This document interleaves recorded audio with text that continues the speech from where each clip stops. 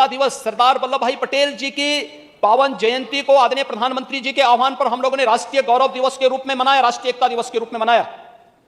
हम सब उस अभियान के साथ जुड़े थे। तब समाजवादी पार्टी जिन्ना का महिमा मंडन कर रही थी। यानी इनको पता ही नहीं, एक तरफ 31 अक्टूबर की तिथि राष्ट्रीय एकता दिवस के रूप में पूरे देश के अंदर मनाया जा रहा है। केवड़िया, जहां पर सरदार वल्लभ भाई पटेल जी की, लौह पुरुष सरदार वल्लभ भाई पटेल जी की सबसे बड़ी प्रतिमा स्थापित हुई है, और हर एक जनपद में कार्यक्रम हो रहे थे, अलग अलग स्तर पर कार्यक्रम हो रहे थे। एक तरफ सरदार वल्लभ भाई पटेल भारत की एकता के शिल्पी, जब हम उन्हें सम्मान देने का काम कर रहे थे, समाजवादी पार्टी उस दिन जिन्ना की आरती उतार रहा था। ये तो इनकी स्थिति है। इनको राष्ट्र को जोड़ने वाला और राष्ट्र को तोड़ने वाला, उसमें भी अंतर महसूस नहीं। इसलिए मैंने कहा कि शक्ति देना आसान है, लेकिन बुद्धि देना कठिन है, बहुत कठिन है। हर व्यक्ति इसको नहीं कर सकता है। और महोदय, यहां पे इसके अलावा यहां पर एक नई चर्चा परसों कह रहे थे नेता विरोधी दल, उस दिन कह रहे थे खेल के बारे में, कह रहे थे कि आप अकेले अकेले क्यों कर रहे थे। भाई मैं तो अकेले ही हूं और अकेले ही आया हूं और अकेले ही जाना है। मैं तो अकेले ही जाऊंगा महोदय। हाँ, मॉल में भी जाते, नहीं बॉल नहीं, मैं यही कह रहा हूं। लेकिन ये कैसे खेलते थे, इसका मैं एक समाचार पत्रों को देख रहा था। मैंने कहा नेता विरोधी दल बहुत बड़े खिलाड़ी होंगे, तो हो सकता हम इनका नाम किसी पुरस्कार के लिए भेज दें। भाई यूपी के किसी खिलाड़ी को मिले तो हमारे लिए तो ये बहुत अच्छी बात होनी चाहिए। हमने अभी तमाम खिलाड़ियों को नौकरी के दिए। अभी याद करिए, हमने एक अभी नायब तहसीलदार बनाया, यादव है लड़का, अच्छा खिलाड़ी है यूपी का। हमने भेदभाव नहीं किया, वो योग्य था।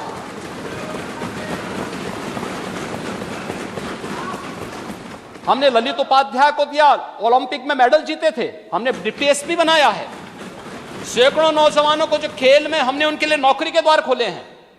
तो मैंने कहा हो सकता है कि राजीव गांधी खेल रत्न पुरस्कार जो दिया जाता था, जो आज हमारी सरकार ने, डबल इंजन सरकार ने जिसे मेजर ध्यानचंद पुरस्कार के रूप में घोषित किया है, तो यूपी के भी किसी व्यक्ति का नाम डालें। और मैं तो ये मानूंगा कि भाई मेरे पूर्ववर्ती सीएम का नाम अगर उसमें आ जाए तो अच्छी बात होगी। तो मैंने कहा यार देखो, अच्छे खिलाड़ी हैं लगता है। तो देखिए क्या आया था दृश्य। महोदय मैं थोड़ा इसको पढ़ लेता हूं, और फिर देखिए उसमें औरों के कोटेशन नहीं है, कोटेशन मैं आपके सामने ही पढ़ूंगा। देखिए इसमें था कि सीएम के आते ही बरसे रन, ठीक है। 12वें ओवर में सीएम का शॉट सीधे कप्तान आलोक रंजन के हाथ में चिपक गया। ये क्रिकेट खेल रहे हैं, पहली बॉल में कैच आउट हो रहे हैं, लेकिन वहां से कह दिया जाता है कि ये तो नो बॉल है। और अगर वह ये छक्का मारते ना, तो कहते रहे छक्का मार दिया, तो ये ऐसे ही छक्के हैं। नो बॉल को छक्के से हाथ जोड़ देंगे। और तब महोदय, तब देखें शिवपाल जी ने तब फिर टिप्पणी की थी। शिवपाल जी उस समय कैबिनेट मंत्री थे। देखिए कुछ चीजें तो बहुत होती हैं, भाइयों बिन होई न प्रीति, भगवान राम ने बात कही थी, मैं उस पर भी अभी चर्चा करूंगा।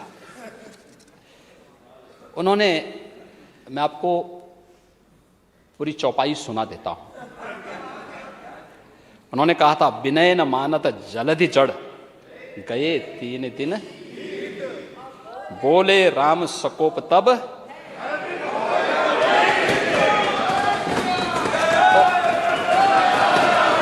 इधर के भय से ही सही, इधर के ही भय से सही, लेकिन कम से कम काका श्री को सम्मान मिलना प्रारंभ हो गया। पीछे से उन्होंने उस समय बहुत अच्छी टिप्पणी की थी। उन्होंने एक बात की थी, देखिए ये तो देखिए, ये नव भारत टाइम्स की वो है उस समय की। हाँ, ये है 16 फरवरी 2014।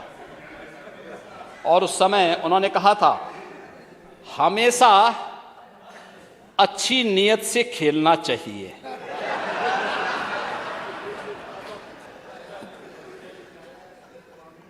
मेरे पास भी खेल का सर्टिफिकेट है और मैं आज भी खेल रहा हूं। हालांकि मंजिल तक पहुंचने के लिए खेल के साथ साथ दांव पेच भी आने चाहिए।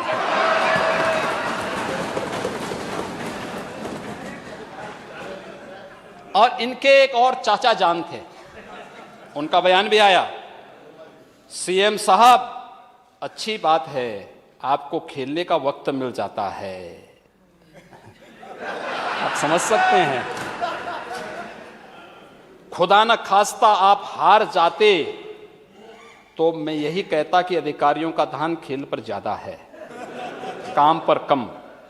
अधिकारी हार गए तो माना जा सकता कि थोड़ा बहुत काम कर रहे हैं। आप जान ही रहे हैं कौन।